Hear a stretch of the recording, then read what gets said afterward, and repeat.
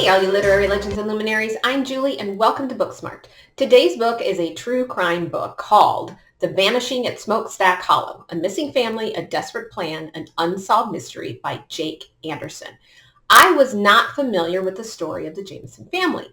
On October 9, 2009, Bobby and Sherilyn Jamison, along with their 6-year-old daughter Madison, left their home in Eufaula, Oklahoma, for the mountains. A week later, their truck was found with everything inside, including a severely dehydrated dog and $32,000. Only a few bones were found of their bodies 4 years later. To this day, the mystery of what happened to the Jamison family has never conclusively been solved.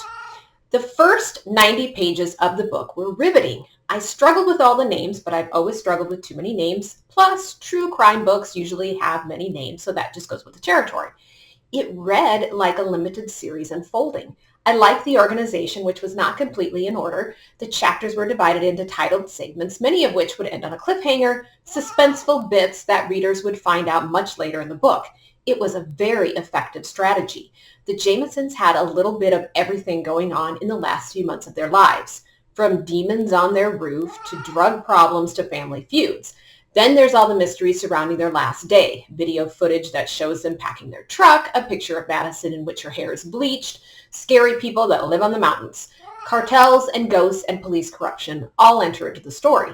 My only complaint with those first 90 pages is some of the history lessons Anderson felt compelled to share with readers, like how cadaver dogs started and the origin of forensic anthropology. While I did learn fascinating information from these brief lessons, like how on 9/11 they had to stage survivors for the dogs to find because the dogs were becoming so depressed with only recovering bodies, such information pulled me out of the narrative of the Jamisons.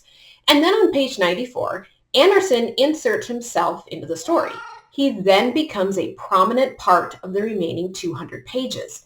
I did not agree with this narrative choice. Even the tone of the book changes. Rather than focus on the story, the book focuses on where the information comes from as the author himself researches.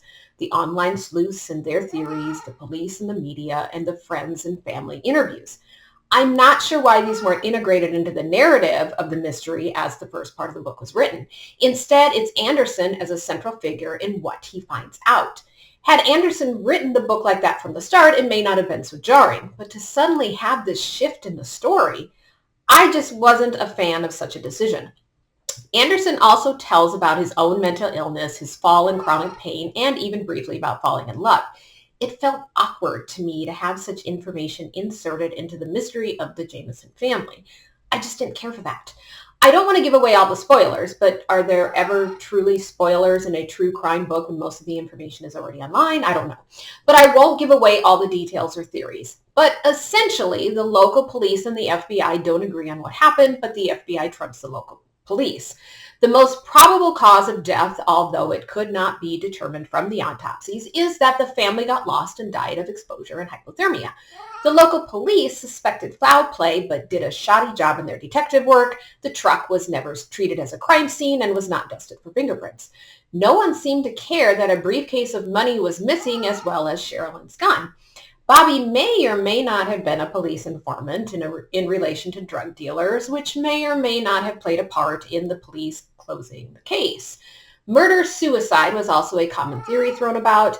Another common theory is that the family saw something on the mountain that day that they shouldn't have and were murdered, so they couldn't talk about it.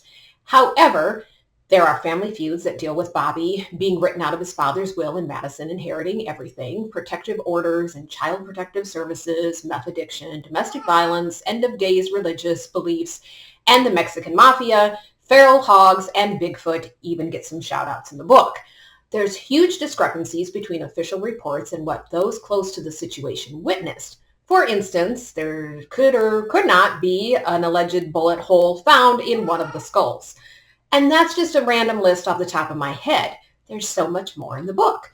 As all of this is being revealed, Anderson continues his history lessons, anything from the settlement of the town to the many police department firings and scandals and even opioid addiction. And don't forget, he's also writing about his own life. I understand that some of his life experiences were to show the relatability to the Jamisons. Despite all their family dysfunction, most families have secrets and chaos operating underneath the surface. Here's what Anderson writes about his connection and, in essence, anyone's connection to the Jamisons. And it does give you pause for thought. At some point, I realized that my interest in the case was venting from greater depth than just a criminal inquiry. I wanted to know what happened to the Jamisons that day in the woods, but I also wanted to know the truth about their lives.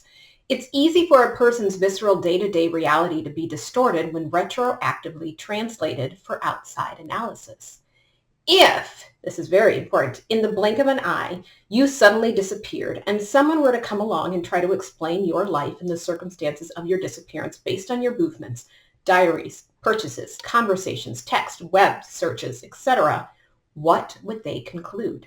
If police investigators, journalists, and mobs of online sleuths began looking back through all those loose ends and rough edges of your life, would they find anything provocative or anomalous? Think about that for a second. What would be said about any of us if we just vanished? It's a scary thought on so many levels. Because I'm always writing about my life and my family's life, no matter how many stories your grandparents or your parents tell you about their lives, when you try to write about it and you can no longer ask them questions, there are so many gaps and missing pieces, even if there aren't huge mysteries to solve, much less a murder. And there are 1,000 little pieces that may or may not be significant in someone's life, yet we as the researchers and writers place significance where we decide. This happens a lot with murder victims and their families. The media and online communities decide what is or isn't important. Anderson humanizes the Jamisons beyond their mysterious vanishing and death, which was an excellent narrative choice in my opinion. Because the subtitle states, an unsolved mystery, I was not expecting the mystery to be solved. And not to spoil it for you, but it isn't. We don't know what happened. Although Anderson does a lot of research and interviews, he even goes up to the mountain himself and at the end of the book, I was disappointed that he didn't have all the documents and police reports. I know police reports are difficult to attain. I was researching a case from the 1970s in Iowa and was denied all police reports. But I figured established writers know how to get their hands on such documents, but I guess not. If you follow the Jamison family's disappearance, I don't know if the book will shed any new light on the mystery. Since I didn't know anything about it at all, I don't even remember any passing news articles about it when it happened, I found the story fascinating and worthy of a read. I still think it's worthy of a limited series. I guess there's an investigation discovery episode about the case. If you're wanting a neat and tidy resolution to the story with a definitive conclusion of what happened, the book will only frustrate you.